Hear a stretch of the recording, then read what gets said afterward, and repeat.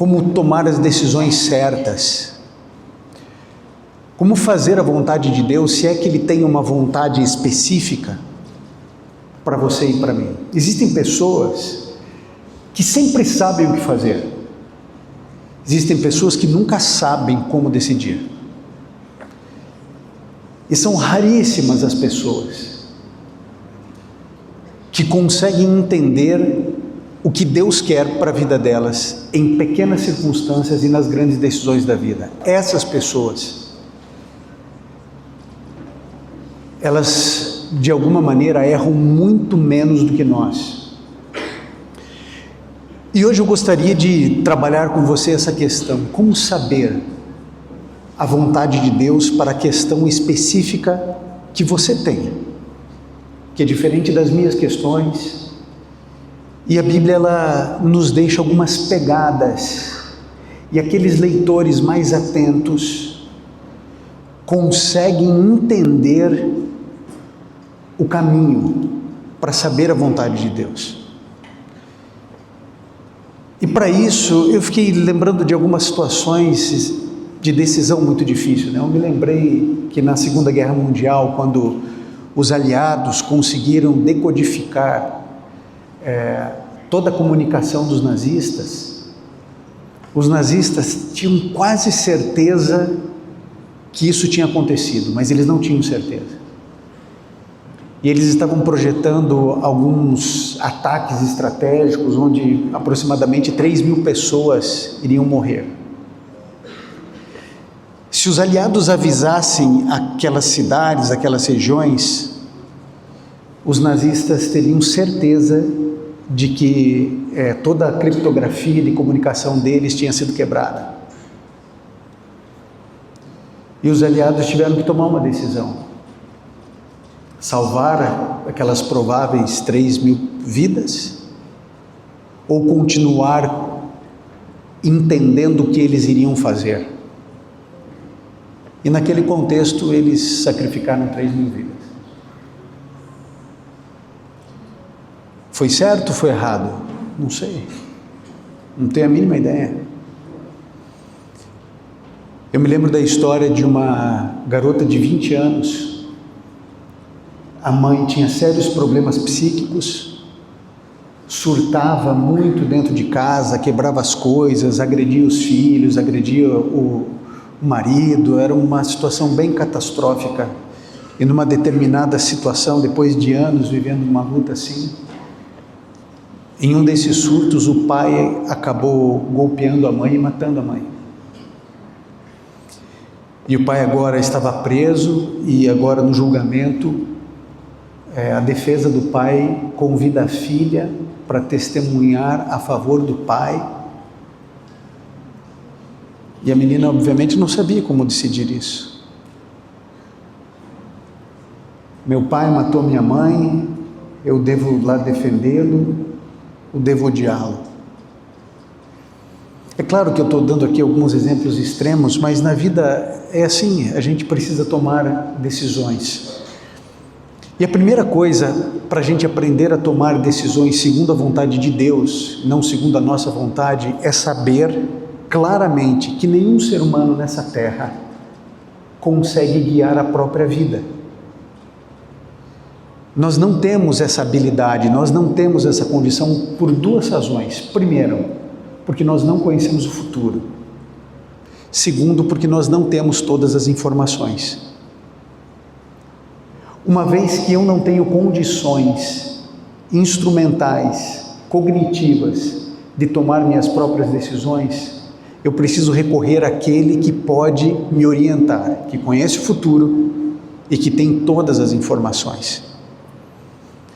Mas é muito possível e provável que você já tenha perguntado a Deus algumas coisas, já tenha pedido a direção dele e não entendeu. Como saber se é a vontade de Deus ou são apenas as vozes da minha cabeça? Bom, eu gostaria que você abrisse a sua Bíblia, se você a trouxe, em Efésios 5:17. Ou se você tem no seu celular, Efésios 5:17, apresenta um norte para você e para mim.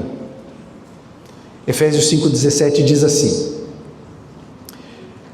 portanto, não sejam insensatos, mas procurem compreender qual é a vontade do Senhor. Primeira coisa, a Bíblia está dizendo: para de ser doido, para de ser maluco. Você precisa buscar compreender qual é a vontade do Senhor.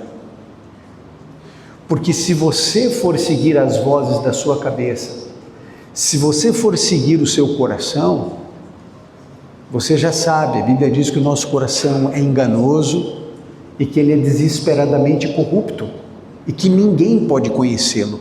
Então, fazer aquilo que está no meu coração, seguir os meus próprios instintos ou a minha intuição, é um bom caminho para o sofrimento, para a desgraça e para você colher frutos venenosos e amargos do futuro. A Bíblia orienta você a consultar ao Senhor e lutar para entender e compreender qual é a vontade de Deus para a sua vida. Colocando isso como base, o texto para reflexão é Romanos 12:2, que você provavelmente já conhece bastante. Romanos 12:2.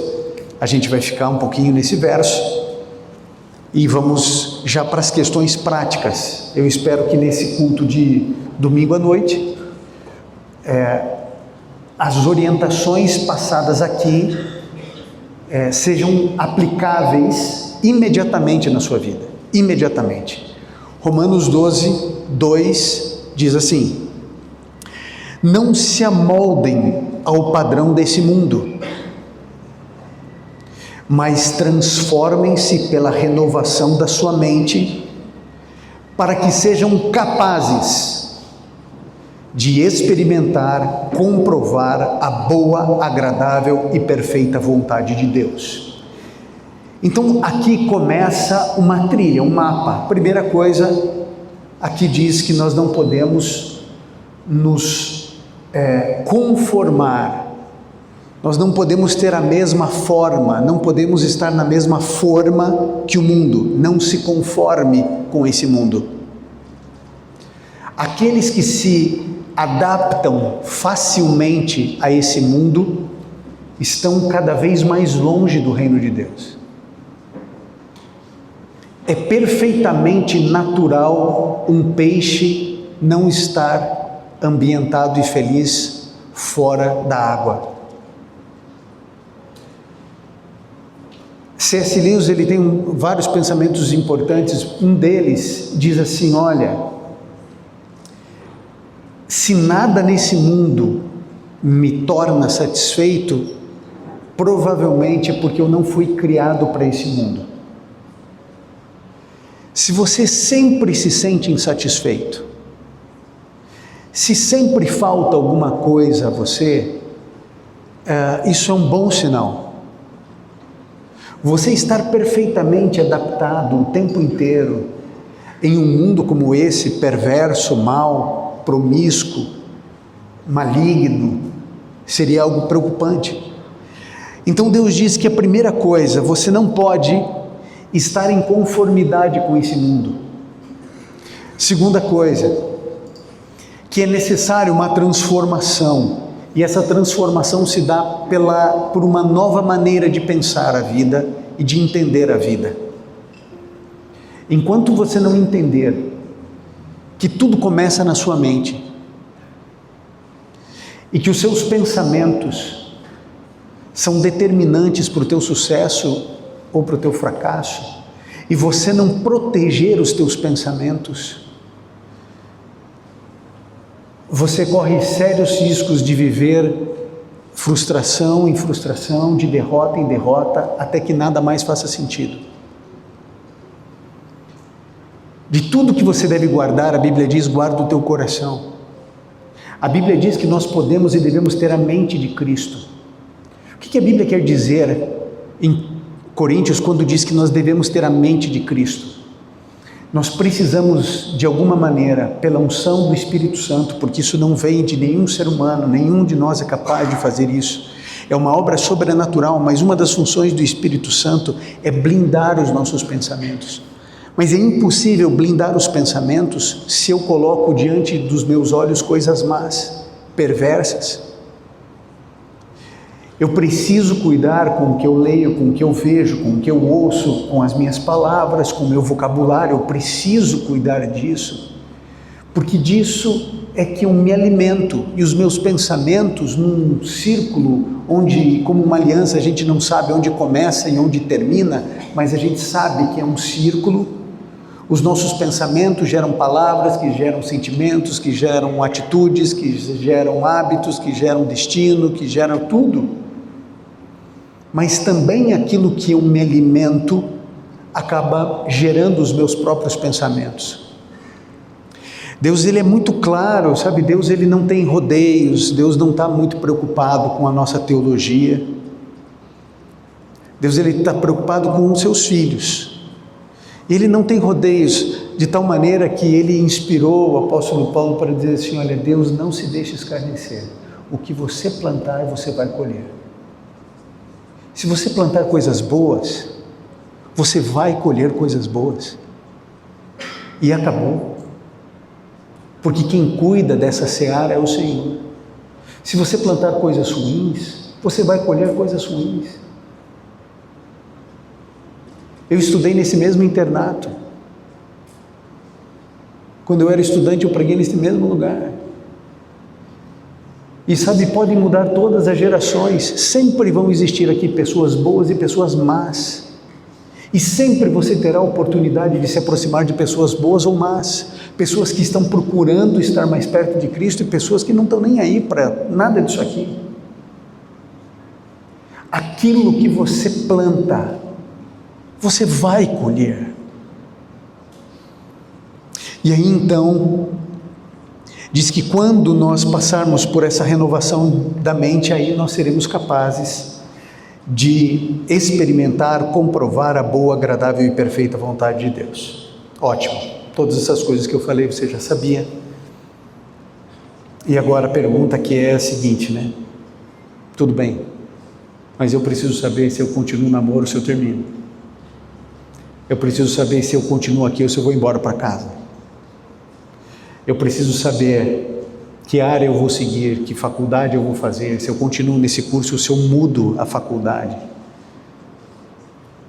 Bom, eu quero mostrar para você 3 caminhos perigosos e depois o caminho certo para você saber o que Deus quer para você.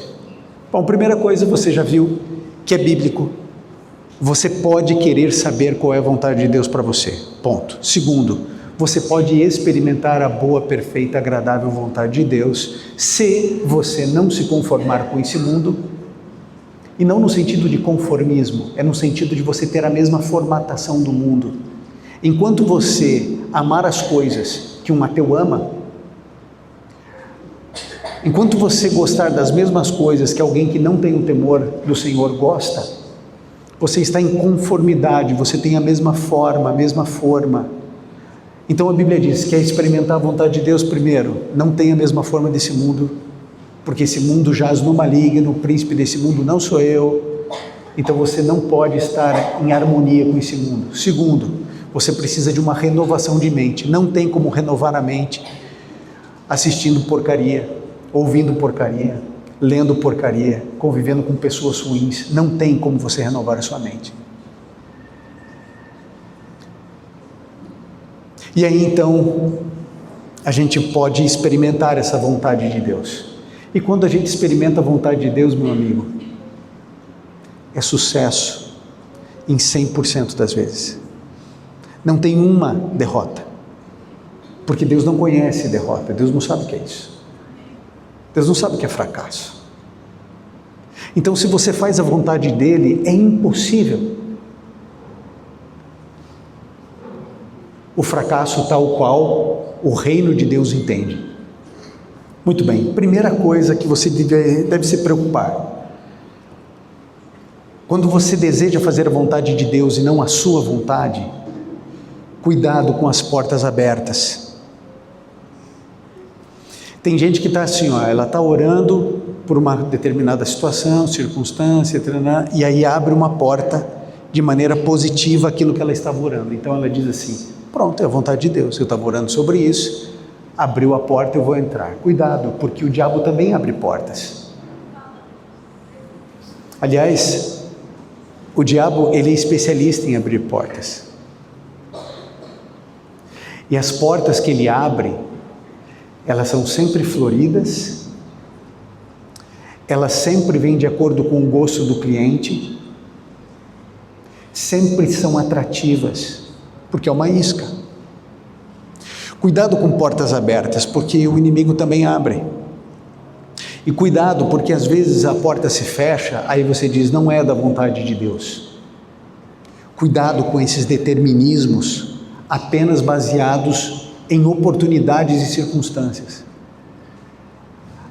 Eu estava orando sobre o assunto, e aí apareceu essa oportunidade, eu estava orando por um emprego, apareceu um emprego, então é esse emprego que Deus quer que eu vá. Não, necessariamente.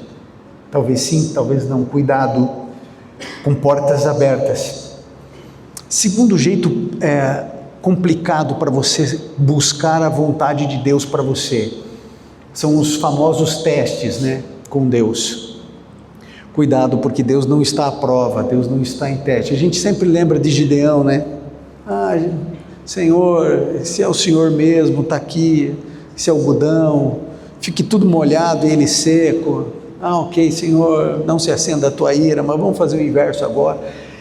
E a gente usa essa expressão para fazer, essa história bíblica, para fazer teste com Deus, sem parar para pensar que o que Gideão fez foi falta de fé e não fé.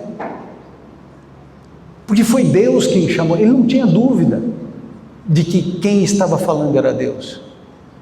Porque foi Deus quem falou. Mas daí o coração dele falou assim, não, peraí, deixa eu fazer uns testes aqui. E embora Deus tenha confirmado o teste, lembre-se sempre que foi pela falta de fé que isso aconteceu. E não porque Gideão agiu baseado apenas na confiança suprema. Cuidado com os testes. Eu não estou dizendo que você não pode fazer, só estou dizendo para você cuidar com isso. Porque às vezes é da vontade de Deus, mas a tua fé é tão pequena que você faz o teste e não funciona, mas é da vontade de Deus. Cuidado para você não definir o futuro da sua vida em coisas que nós não temos muito controle e domínio. Terceiro e último, cuidado com as suas impressões pessoais, as vozes da sua cabeça. Cuidado, porque a gente é campeão no auto-engano. A gente acaba buscando de maneira inconsciente ou quase subliminar a nossa vontade e não a vontade de Deus, mesmo jurando de pé junto que a gente quer fazer a vontade de Deus. Cuidado com as vozes da sua cabeça. Vou te dar um exemplo bem claro disso. As vozes da cabeça de Paulo falavam para ele ir pregar na Ásia. Pregar é uma coisa boa, a Ásia precisa do Evangelho, e as vozes dele falaram assim, não, eu tenho que pregar na Ásia. E a Bíblia diz no livro de Atos que Deus o impediu, o Espírito Santo o impediu, porque não era para ele ir pregar na Ásia. Então veja, nós estamos falando de um homem inspirado por Deus, um homem chamado por Deus, que estava seguindo as vozes da cabeça dele, indo fazer uma coisa espiritual, fazer uma coisa boa, que era pregar, e mesmo assim não era a vontade de Deus. Então isso nos leva para um desdobramento dessa terceira situação. Cuidado, porque é mais fácil quando a gente tem que decidir entre uma coisa boa e uma coisa ruim, uma coisa certa e uma coisa errada. O problema é quando as duas coisas são certas e são boas. Onde fazer faculdade? Fazer faculdade é uma coisa boa.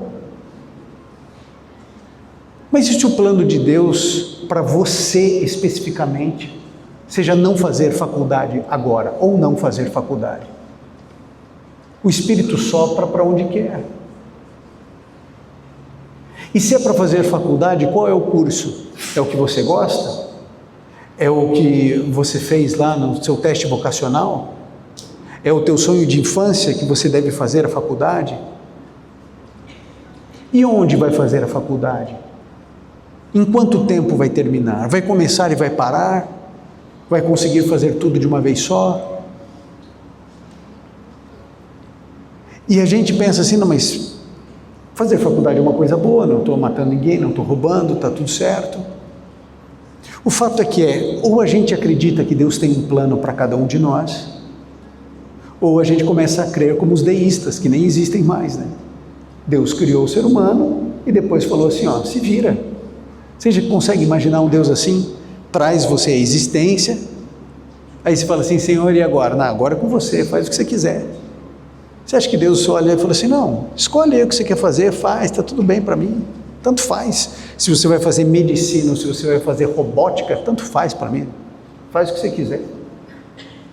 Deus, ele tem um propósito para você, ele tem uma razão pela qual você existe.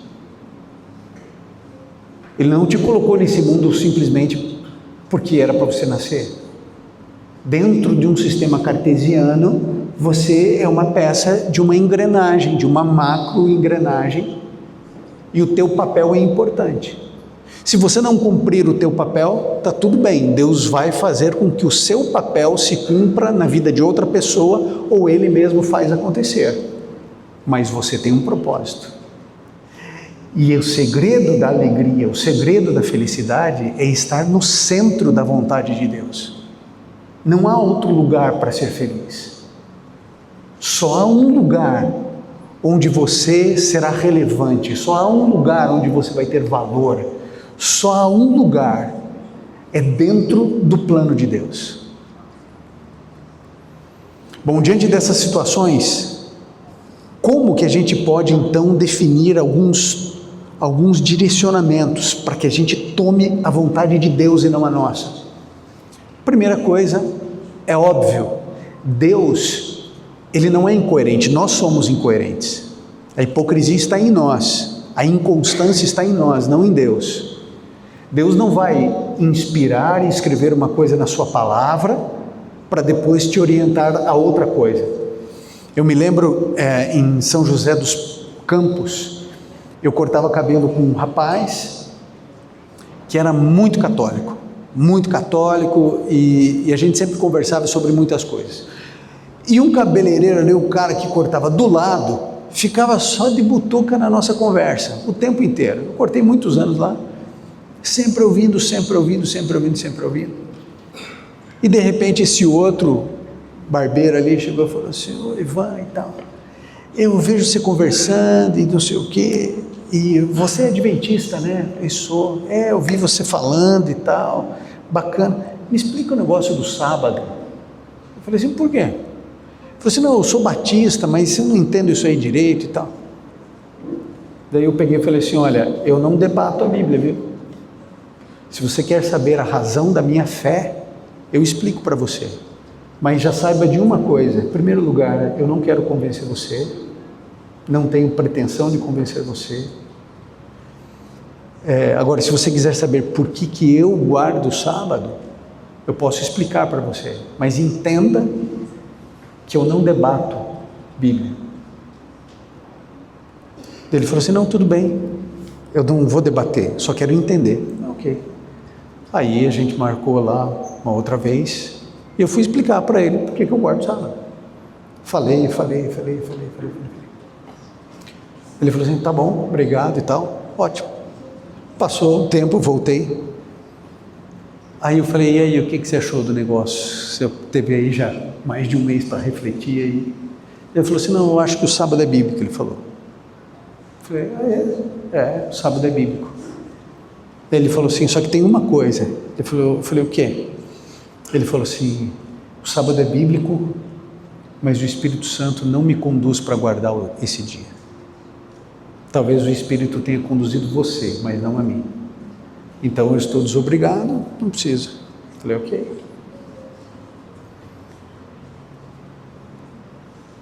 Eu não quero convencê-lo de que ele está errado. Porque a obra do convencimento não é humana. Quem convence da justiça, do pecado e do juízo? É Deus.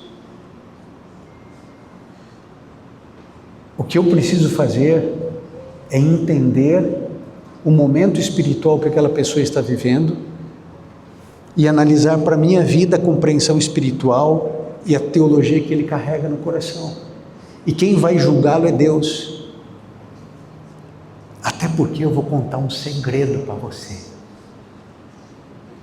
que está no livro Grande Conflito. Sabia que Martinho Lutero, que traduziu a Bíblia do hebraico e do grego para o alemão, ele não guardou o sábado? E você sabia que Ellen White diz que Deus velou e fechou os olhos de Martinho Lutero para ele não descobrir a verdade do sábado, porque não era o momento?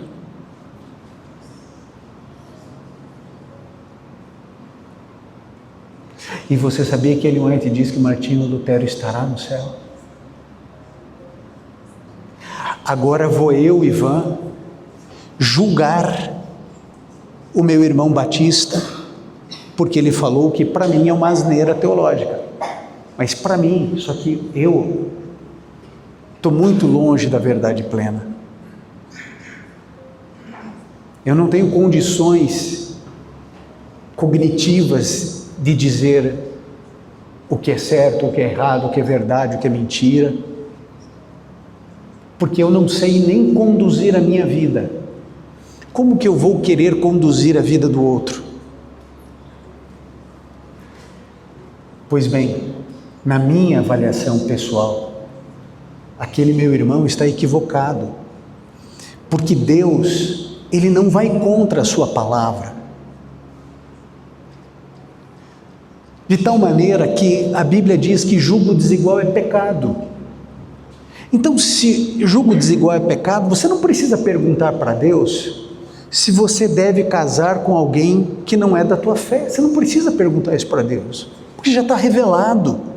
Ele já revelou para você. Quer seguir em frente? Vá, mas você vai seguir as vozes da sua cabeça. E não se esqueça que aquilo que você plantar, isso você vai colher. Esses dias, uma mãe, com uma angústia do tamanho do coração, falando comigo: olha, meu filho tem 10 anos, eu quero levar ele para a igreja, o pai não é da igreja, o pai quer ficar em casa assistindo televisão, indo para o bar, indo para isso, para aquilo outro, e o filho de 10 anos quer ir para a igreja com a mãe ou quer ficar com o pai? Quer ficar com o pai.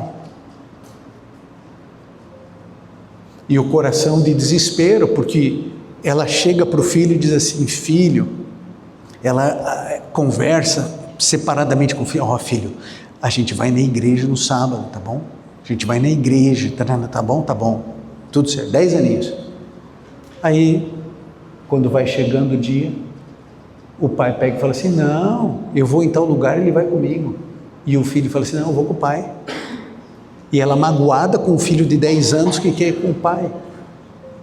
Eu falei assim: não tem que ficar magoada com o seu filho, você tem que se arrepender, você tem que conversar com Deus e falar assim: Senhor, eu tomei uma decisão contrária ao que a tua palavra diz, e hoje eu não consigo lidar com as consequências. Se o Senhor não agir, meu filho vai se perder, meu esposo vai se perder, eu posso me perder. Por favor, Senhor, tira as consequências, haja em nosso favor. Porque quando Jesus Cristo morreu na cruz do Calvário, foi exatamente isso que Ele fez. Ele tirou as consequências de nós e colocou sobre Ele. Por que você não pode pedir isso quando você peca? Princípios bíblicos. Você não precisa perguntar para Deus se deve roubar ou não, né? Senhor, o Senhor sabe que eu preciso.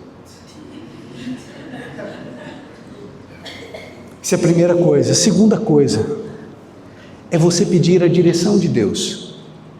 Você precisa se aproximar de Deus no silêncio do teu quarto, em algum lugar isolado por aí, e você tem que dizer assim: Senhor. E nesse momento você precisa de uma sinceridade, você tem que cavar a sinceridade, porque ela não está de fácil alcance no coração humano. Todo mundo acha que é sincero, mas a gente não é. Cuidado, o coração é enganoso. A gente precisa dizer: Senhor, é o seguinte, eu tenho essa decisão para tomar, e a minha vontade é essa. Não tenha medo de dizer a sua vontade para Deus. Porém, Senhor, embora eu queira muito a minha vontade, eu sei que eu não devo. Então eu peço que o Senhor me ajude a querer fazer a tua vontade, porque não é natural da nossa raça querer fazer a vontade de Deus. Então eu preciso dizer: Senhor, o Senhor sabe que por causa do pecado que habita em mim, o que eu quero é independência do Senhor. Eu estou aqui para ir contrário à minha natureza pecaminosa e me colocar em dependência do Senhor, mas não é isso que eu quero, porque o meu coração se inclina para as coisas da carne.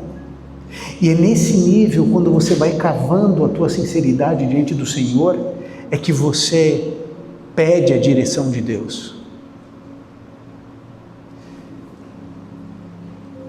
Terceiro ponto importante que eu julgo, para a gente ir tentando entender os caminhos de Deus: procure os caminhos da sabedoria. Um deles são os conselhos. Provérbios 14:11 diz que na multidão de conselhos há sabedoria. Mas eu preciso fazer aqui uma orientação clara: cuidado para você não expor a tua vida para um monte de gente que não precisa saber. Aliás, muito cuidado com os seus conselheiros. Vocês se lembram de Roboão, né, filho de Salomão? Ele assumiu o trono e os conselheiros antigos de Salomão, seu pai, orientaram ele a tirar o pé do acelerador, diminuir os impostos, porque o povo estava muito cansado. O povo estava desgastado financeiramente, não era para tirar o pé do acelerador. E aí ele também, na multidão de conselhos, vai se aconselhar com seus amigos, e os amigos dizem assim: põe o pé no acelerador e arrebenta o povo, eles têm que saber quem é que manda aqui. Falou assim: a coxa de Salomão não vai dar o teu dedinho minguinho. E porque ele seguiu o conselho errado, a nação de Israel rachou, e nunca mais as 12 tribos ficaram juntas. Reino do Norte, Reino do Sul, Samaria e Jerusalém, 10 tribos para um lado, 2 para o outro. Você conhece a história? Olha o perigo de você escolher conselheiros errados.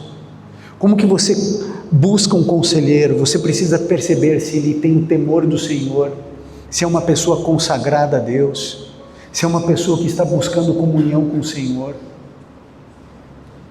E nessa multidão de conselhos, busque 1, 2, 3, com essas mesmas características. Alguns dizem que nós definimos o nosso conselho a partir do conselheiro. E é um pensamento que eu gosto muito, que eu falo há muitos anos, que diz assim: ouve o conselho de quem muito sabe, mas sobretudo o conselho de quem muito ama. Porque quem ama você nunca irá querer o teu mal, nunca vai colocar você em perigo, nunca vai colocar você em uma situação de risco. Agora, os amigos, a galera, o coleguismo, você fala de uma situação, o indivíduo diz: ah, meu amigo, se eu fosse você, eu ia mesmo. E ele ia mesmo, ele não está mentindo não.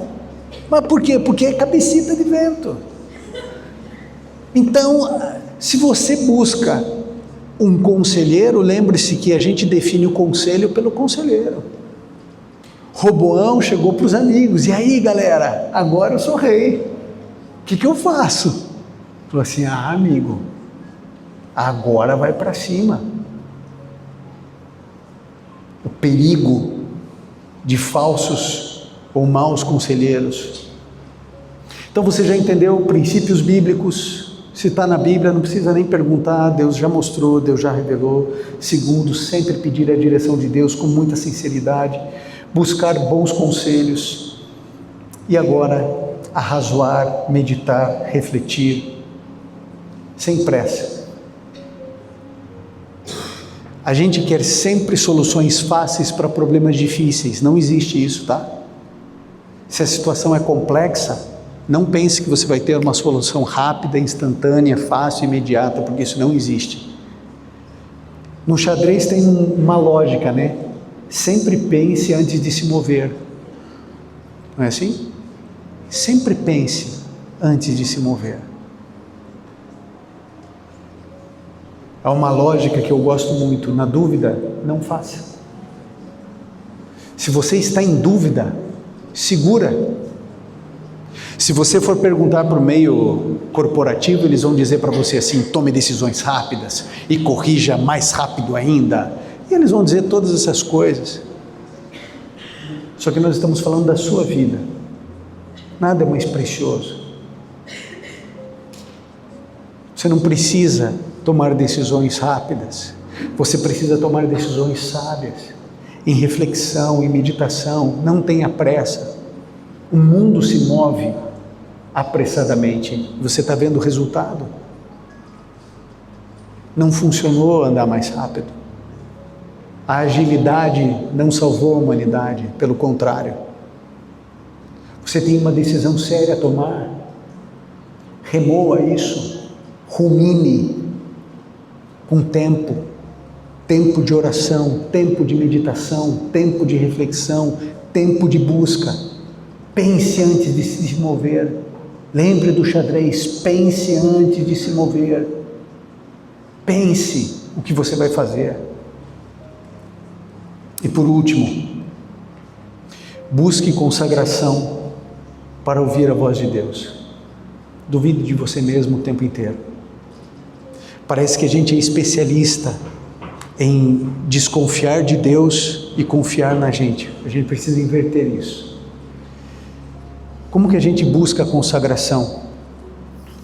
A gente busca a consagração praticando a presença de Deus. Praticar a presença de Deus é chegar em um nível espiritual onde você, ajoelhado do lado da sua cama, é um momento tão santo e tão puro quanto o momento em que você está fazendo uma prova na faculdade ou na escola. Sem diferença. Praticar a presença de Deus é você vir pregar ou cantar como um ato de adoração e louvor, da mesma maneira como você pegar um papel no chão que não foi você e jogou, você pegar aquilo e você colocar no devido lugar, que é o lixo. Você louva, recolhendo um lixo que não é seu, porque você está praticando a presença de Deus durante todo o seu dia. Não há diferença entre o momento de oração e o momento em que você toma um sorvete. Não há diferença entre o momento em que você está estudando, trabalhando ou dentro de uma igreja. Isso é praticar a presença de Deus. É quando um indivíduo conta uma piada muito engraçada, mas podre, e você não consegue não rir, porque a piada é boa, mas depois você se contém e você muda o foco.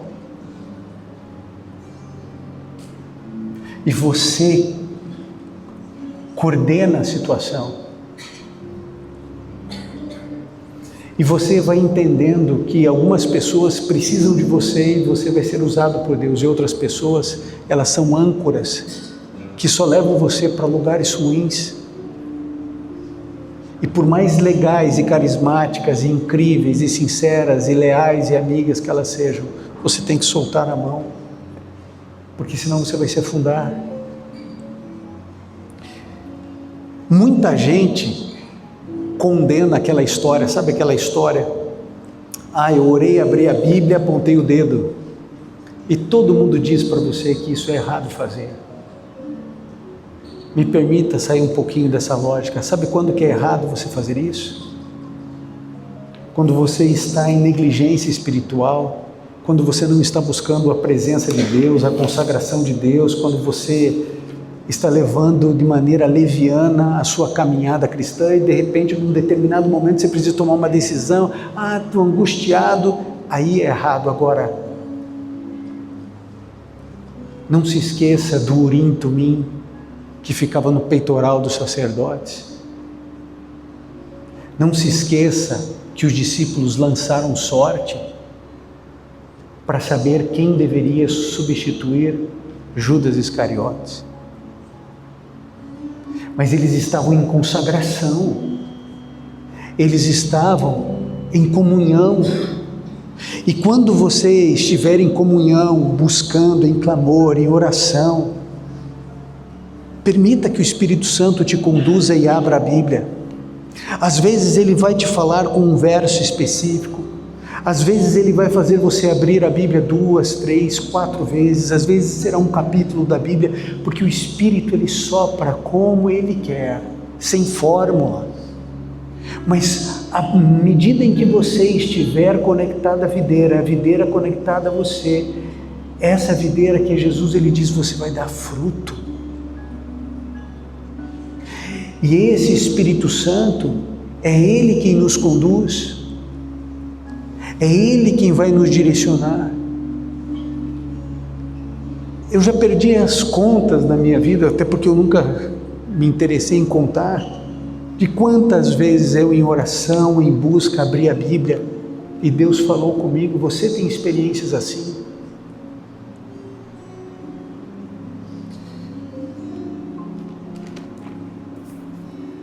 Sabe, Deus ele tem uma lógica. Primeiro ele te tira do lamaçal, depois ele tira a lama de dentro de você. Não dá para ele tirar o lamaçal de dentro de você se você ainda está na lama. Você vai continuar se sujando. Então nesse processo Deus tira você, depois Ele consagra você. E nessa nossa caminhada da presença de Deus, que é estar o dia inteiro em comunhão com Deus, vai acontecer uma coisa triste, mas normal com você. Você vai buscar o Senhor, vai pedir um novo coração, vai pedir uma nova vida, vai pedir uma nova tudo, cada manhã, está tudo certo. Só que no decorrer da manhã mesmo, teu coração já está sujo, já está podre, você já teve pensamento ruim, você nem lembrou que Deus existia, porque você estava com pressa, focado, estressado, um monte de coisa aconteceu. Só que em algum determinado momento desse dia, o Espírito Santo vai pegar e vai lembrar você, e Deus, nessa hora, lembre-se, Deus não está triste com você, Ele já sabe que nós somos assim. Ele não está triste com você, o Espírito Santo te lembrou, porque uma das funções do Espírito Santo é nos lembrar de todas as coisas daqui da Bíblia. E aí a gente fala assim, Senhor, eu me esqueci do Senhor hoje a manhã inteira, por favor, fica comigo, eu quero estar na Tua presença, eu quero praticar a Tua presença, eu quero me consagrar, me perdoe, Senhor, por aquilo que eu fiz, me perdoe por aquilo que eu sou, preciso de um novo coração, de lá para cá, já sujei tudo. E você vai continuar a sua vida e daqui a pouco você vai esquecer de Jesus de novo, e vai esquecer de Deus de novo, e aí em algum momento o Espírito Santo vai te lembrar, está tudo bem, é um processo. E aí quando Ele te lembrar, você para, conversa com Jesus, pede de novo um novo coração. Isso é buscar consagração. Agora imagine, tente imaginar uma menina que desconfia dela mesma, que segue os princípios da Bíblia, que pede a direção de Deus de maneira sincera e profunda, que quando tem grandes decisões, ela busca conselheiros espirituais para orientá-la. Ellen White diz: se você tem pais tementes a Deus, busque deles conselhos, liga, abre o coração com quem te ama, com quem daria a vida por você. Se você tem esse privilégio, faça. Aí você imagina essa menina sempre em oração, meditando, refletindo, pensando em suas ações, tentando não se formatar segundo a lógica desse mundo, buscando a renovação da sua mente, buscando praticar a presença de Deus. Não se afeta com portas abertas de oportunidades, não fica tentando testar a Deus aqui e ali, não segue as suas impressões pessoais. Essa menina vai lá no meio do gramado e ela sai para conversar com Jesus, para tomar uma decisão. Meu amigo, os céus se abrem, os anjos descem, o Espírito flui, e essa garotinha toma a decisão que às vezes para muitos seria uma loucura, mas é Deus apontando o dedo para a rua no meio da neblina, e ela não tem medo, porque ela entendeu a caminhada.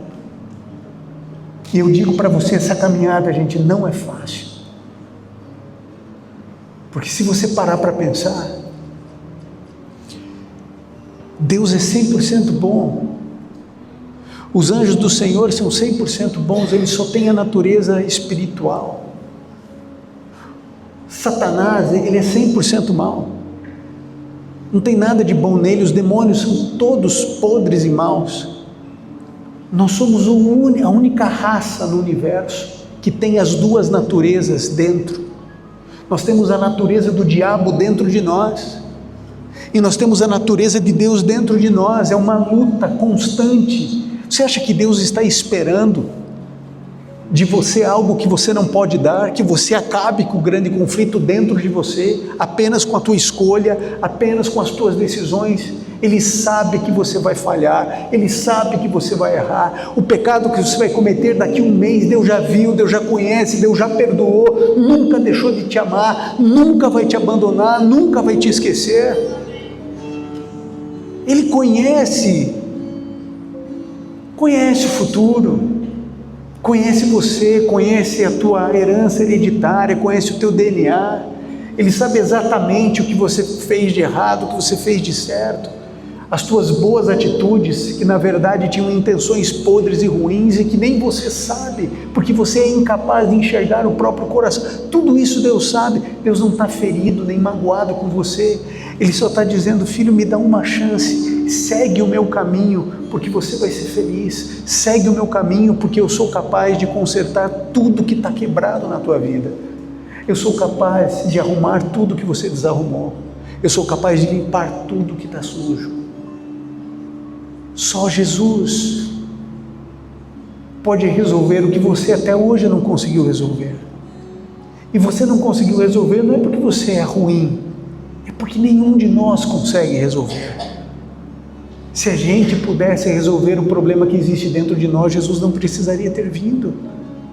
Jesus veio porque Ele sabe que é impossível para você e para mim. Eu espero que a mensagem de hoje, de alguma maneira, tenha ajudado você. Que seja mais um degrauzinho, que você faça a vontade de Deus, porque ela é perfeita, ela é agradável, e é só nela que você vai ser feliz. Deus te abençoe. Vamos orar ao Senhor.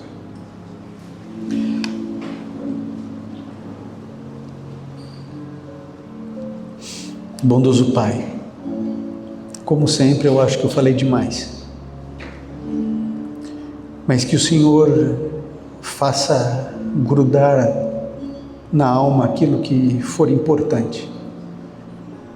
O Senhor é único e capaz de individualizar todas as mensagens da Tua Palavra.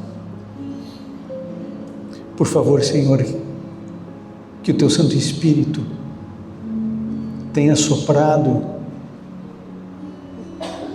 do jeito único e individual para cada um aqui, e que nós possamos abrir mão do que queremos negar nossos sonhos, nossos planos e dizer: Senhor, eu me rendo ao Senhor, para que o Senhor faça o que quiser de mim.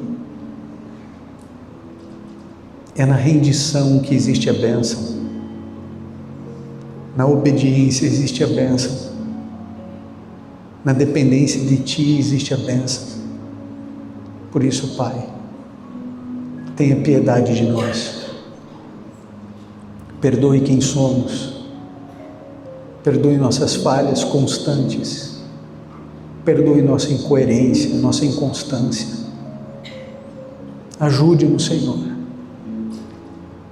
Daqui a alguns minutos, outros assuntos acontecerão, risadas, brincadeiras, tantas coisas, provas, estudos, mas que em algum momento o Teu Santo Espírito sopre e faça lembrar, não apenas hoje, mas amanhã, e depois de amanhã, e depois, e que a nossa vida seja Tua, em nome de Jesus. Amém. Uma boa noite a todos.